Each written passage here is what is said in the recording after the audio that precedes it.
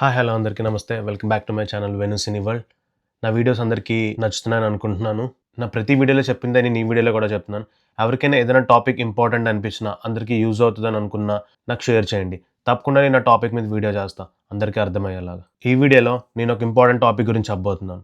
అదే book shelves and tower speakers. అసలు book shelf అంటే ఏంటి? టవర్ స్పీకర్స్ అంటే ఏంటి? వాటి రెండిటి మధ్యలో ఉన్న డిఫరెన్స్ ఏంటి? ఎవరు ఏం యూజ్ చేయాలి?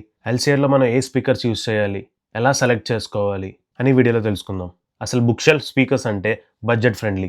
లైక్ ప్రైస్‌లో కానీ, వాటున్న సైజ్‌లో కానీ ఈజీగా ఎక్కడైనా ఫిట్ అయిపోద్ది. అందుకే దాన్ని బుక్ షెల్ఫ్ అంటారు. అంటే ఈజీగా షెల్ఫ్‌లో ఫిట్ అయిపోయేలాగా. సో ఎవరైతే బడ్జెట్‌లో స్పీకర్స్ కావాలనుకుంటున్నారో bookshelf is the best speakers for them. Bookshelf speakers అన్నవి అందరికీ చాలా బాగా యూజ్ అవుతాయి. మెయిన్‌గా అయితే స్మాల్ అండ్ మీడియం రూమ్స్ ఉన్న వాళ్ళకి బడ్జెట్‌లో నాకు స్పీకర్స్ కావాలి, బెస్ట్ అవుట్‌పుట్ ఉండాలి అనుకున్న వాళ్ళకి చాలా బావుంటాయి. అప్రాక్స్‌గా ఒక 30,000-40,000లోనే మీకొచ్చేస్తాయి పెయిర్. మోస్ట్‌లీ బుక్ షెల్ఫ్స్ అనేవి పెయిర్‌గానే సేల్ చేస్తారు. సో మీకు బడ్జెట్‌లో కావాలనుకుంటే బుక్ షెల్ఫ్ చాలా బావుంటాయి. సో ఇప్పుడు టవర్స్ గురించి మాట్లాడుకుందాం. ఇవి ఎవరికి బాగా యూజ్ అవుతాయంటే లార్జ్ అండ్ డెడికేటెడ్ రూమ్ ఉన్న వాళ్ళకి, లైక్ లివింగ్ రూమ్‌లోనే నాకు పెద్దగా స్పేస్ ఉంది, నాకు ఎక్కువ సౌండ్ కావాలనుకున్న వాళ్ళకి ఈ టవర్స్ అనేవి యూజ్ చేస్తారు. బేసికలీ 2-3 బుక్ షెల్ఫ్ స్పీకర్స్ కలిపితే ఒక టవర్. సో 2 బుక్ షెల్ఫ్స్ ఇచ్చే అవుట్‌పుట్ మీకు ఒక టవర్‌లో వస్తది. దానిలో వచ్చే ఎక్స్‌పీరియన్స్ డిఫరెంట్‌గా ఉంటది. అండ్ టవర్స్ ఒక ప్రైస్ కూడా చాలా ఎక్కువగానే ఉంటది.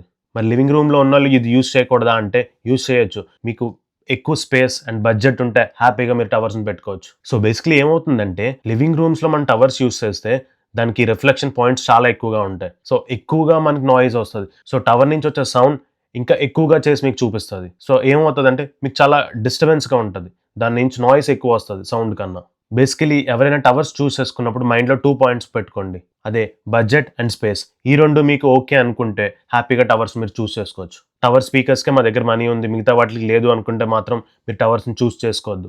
ఎందుకు అంటే టవర్స్ మీరు చూస్ చేసుకున్నప్పుడు దానికి ఈక్వల్ పవర్‌ని ఇచ్చే ఏవిఆర్‌ని మీరు చూస్ చేసుకోవాలి.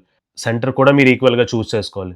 సో బేసికలీ మీ దగ్గర మొత్తం ఎక్విప్‌మెంట్‌కి బడ్జెట్ ఉంది అనుకున్నప్పుడే మీరు టవర్స్‌కెళ్ళండి. లేదు నాకు మీడియం రేంజ్‌లోనే నా బడ్జెట్ ఉంది, మీడియంకే నాకంతా కావాలి అనుకుంటే మీరు బుక్ షెల్ఫ్స్‌కి వెళ్ళండి. Heart of the home theatre is LCR.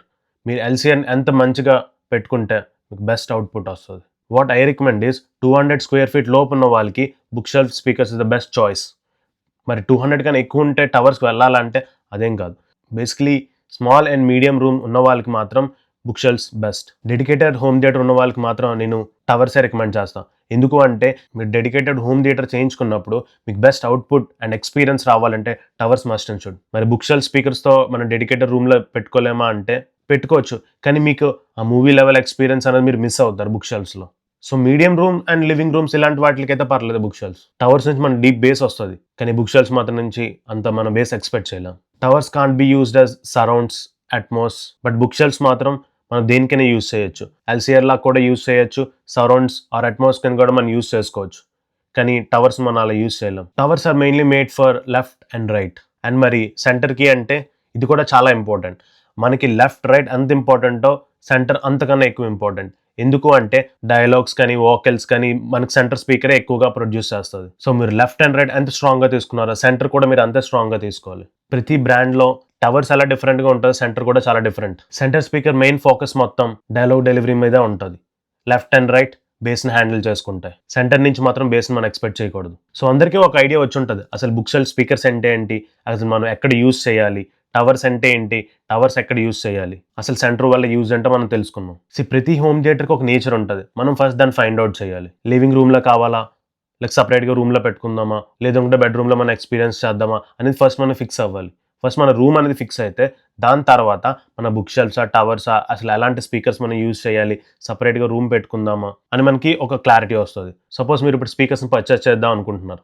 So 1 year మీరు లివింగ్ రూమ్‌లో యూజ్ చేసి దాని తర్వాత మన డెడికేటెడ్ హోమ్ థియేటర్ చేయించుకుందాం, ఈ స్పీకర్స్ అలా వాడుకుందాం అనుకుంటే మీరు ముందుగానే ఫ్యూచర్‌ని ఆలోచించి మీరు స్పీకర్‌ని సెలెక్ట్ చేసుకోవాలి. సో ఇప్పుడు లివింగ్ రూమ్‌లో ఉన్నాం కాబట్టి మనం బుక్ షెల్ఫ్స్ యూజ్ చేసుకొని డెడికేటెడ్ రూమ్ చేయించుకున్న తర్వాత అదే బుక్ షెల్ఫ్స్ అక్కడ యూజ్ చేద్దామంటే మనీ వేస్ట్ అవుతది. సో 1-2 ఇయర్స్ తర్వాత మీరు చేయించుకుంటాము అంటే ఇప్పుడు టవర్స్‌ని తీసుకోవడం బెటర్. ఎందుకంటే ఇదే టవర్స్ మనం అక్కడ కూడా యూజ్ చేయొచ్చు. కానీ ఇప్పుడు బుక్ షెల్ఫ్ స్పీకర్స్‌ని తీసుకొని కానీ అదే బుక్ షెల్ఫ్స్‌ని మనం డెడికేటెడ్ రూమ్‌లో యూజ్ చేస్తామంటే మనకి ఎక్స్‌పీరియన్స్ మొత్తం మిస్ అయిపోతాం. సో ఎల్‌సీఆర్ మనకి చాలా ఇంపార్టెంట్. మీరు సరౌండ్స్‌ని నెగ్లెక్ట్ చేసినా పర్లేదు కానీ ఎల్‌సీఆర్‌ని మాత్రం నెగ్లెక్ట్ చేయొద్దు. మీరు ఎల్‌సీఆర్‌ని నెగ్లెక్ట్ చేస్తే మీరు మూవీని మిస్ అయినట్టు అర్థం. మనం ఈ బుక్ షెల్ఫ్స్ కానీ, టవర్స్‌ని కానీ ఎలా సెలెక్ట్ చేసుకోవాలి అంటే, లైక్ టెక్నికల్ వైస్‌గా ఎలా సెలెక్ట్ చేసుకోవాలంటే, సో దీనిలో మనం బేసికల్‌గా చూడాల్సింది 2 points. Sensitivity and power handling. So left and right పేర్‌గా వస్తది కాబట్టి మనకు ప్రాబ్లమ్ ఉండదు. మనం మెయిన్‌గా ఫోకస్ చేయాల్సింది సెంటర్ మీద. సో లెఫ్ట్ అండ్ రైట్ ఎంత సెన్సిటివిటీని మనకి ప్రొడ్యూస్ చేస్తుందో, అదే సెంటర్‌ని మనం చూస్ చేసుకోవాలి. Suppose me left and right ఒక 97 డీబీ మీరు ప్రొడ్యూస్ చేస్తుంది. సో మీరు సెంటర్‌ని చూస్ చేసుకున్నప్పుడు అదే రేంజ్‌లో మీరు చూస్ చేసుకోవాలి. లైక్ ప్లస్ ఆర్ మైనస్ ఒక 2 డీబీ అటు ఇటు ఉన్నా పర్లేదు కానీ మీరు ఆల్మోస్ట్ ఆ రేంజ్‌లోనే చూస్ చేసుకోవాలి. లేదు అంటే ఏమవుతదంటే మీకు లెఫ్ట్ అండ్ రైట్ ఎక్కువ సౌండ్ వస్తది. సెంటర్ నుంచి తక్కువ సౌండ్ వస్తది. ఈక్వల్‌గా లేదు అనుకుంటే మనకి ఎక్స్‌పీరియన్స్ బ్రేక్ అయిపోద్ది అక్కడ. లెఫ్ట్ అండ్ రైట్ నుంచి ఫుల్ సౌండ్ వస్తది. సెంటర్ నుంచి మాత్రం తక్కువ సౌండ్ వస్తది. సో సెన్సిటివిటీ చాలా ఇంపార్టెంట్. సో ఇప్పుడు ఒక ఎగ్జాంపుల్ చెప్తా. సో క్లిప్స్‌లో మీరు 98 డీబీ ఉన్న టవర్స్‌ని సెలెక్ట్ చేసుకున్నారనుకుందాం. సపోజ్ ఆర్‌పీ 8000 అనుకుందాం. అవి పెయిర్‌గా వస్తాయి కాబట్టి లెఫ్ట్, రైట్ ఈక్వల్‌గా ఉంటాయి. సో మనకు దానికి మ్యాచ్ అయ్యే సెంటర్‌ని చూద్దాం. ఆర్‌పీ 504 అనుకుందాం. సో దాని sensitivity 97 dB. Tower sensitivity 98 dB. So both are almost equal. So 98 and 97 it's okay. పర్లేదు. కానీ ఇప్పుడు మనకు తక్కువగా వస్తుందని చెప్పి ఆర్‌పీ 500 మనం సెలెక్ట్ చేసుకుంటే దాని సెన్సిటివిటీ 94 డీబీ. అక్కడ ఏమవుతుందంటే 4 డీబీ గ్యాప్ వచ్చింది. సో దీనివల్ల మనకి ఎక్స్‌పీరియన్స్ అనేది బ్రేక్ అవుతది. సో మీరు ఎప్పుడైనా చూస్ చేసుకున్నప్పుడు దానికి ఆల్మోస్ట్ ప్లస్ ఆర్ మైనస్ 2 ఉన్నట్టే చూస్ చేసుకోండి. అంతకన్నా ఎక్కువ ఉంది అనుకుంటే మీకు టవర్స్ ఎక్కువగా ప్రొడ్యూస్ చేస్తే సెంటర్ మాత్రం తగ్గిపోద్ది. మీరు సరౌండ్స్ కూడా అదే ప్రిన్సిపల్‌ని ఫాలో అవ్వండి. ఆల్మోస్ట్ దానికి మ్యాచ్ చేయకపోయినా ఈక్వల్‌గా ఉండేలా చూసుకోండి. లెఫ్ట్ అండ్ రైట్ పెద్దగా తీసుకున్నాం కదా, సెంటర్ ఎందుకు తక్కువ రేంజ్‌లో తీసుకుందాం అనుకుంటే మీకు మనీ వేస్ట్ అయినట్టే. ఎల్‌సీఆర్‌ని మాత్రం మనం ఎప్పుడూ నెగ్లెక్ట్ చేయకూడదు. బేసికలీ అంత ఎక్కువ సెన్సిటివిటీ ఉంటే అంత ఎక్కువ సౌండ్ అది ప్రొడ్యూస్ చేస్తది. లో పవర్‌లో ఎక్కువ సౌండ్ వస్తది. మీకు లో బడ్జెట్‌లో టవర్స్ వచ్చేస్తున్నాయంటే దాని సెన్సిటివిటీ తక్కువగా ఉంటది. లైక్ 86 కానీ 88 ఈ రేంజ్‌లో ఉంటది మీకు దాని సెన్సిటివిటీ. సో ఈక్వల్‌గా మ్యాచ్ చేయండి. మళ్ళీ అలా 10 డీబీ డిఫరెన్స్ ఉంటే మాత్రం అస్సలు తీసుకోవద్దు. వీటి మీద చాలా రీసెర్చ్ చేయాలి. అసలు బెస్ట్ అవుట్‌పుట్ రావడానికే మనం ఇదంతా చేస్తాం కాబట్టి. హోమ్ థియేటర్‌లో ప్రతి స్టెప్ ఇంపార్టెంటే. స్టార్టింగ్ రూమ్ నుంచి లాస్ట్ మనకు మూవీ ప్లే చేసినంత వరకు ప్రతి స్టెప్ మనం కేర్‌ఫుల్‌గా రీసెర్చ్ చేసుకొని మనం మొత్తం అంతా ప్రిపేర్డ్‌గా ఉండాలి.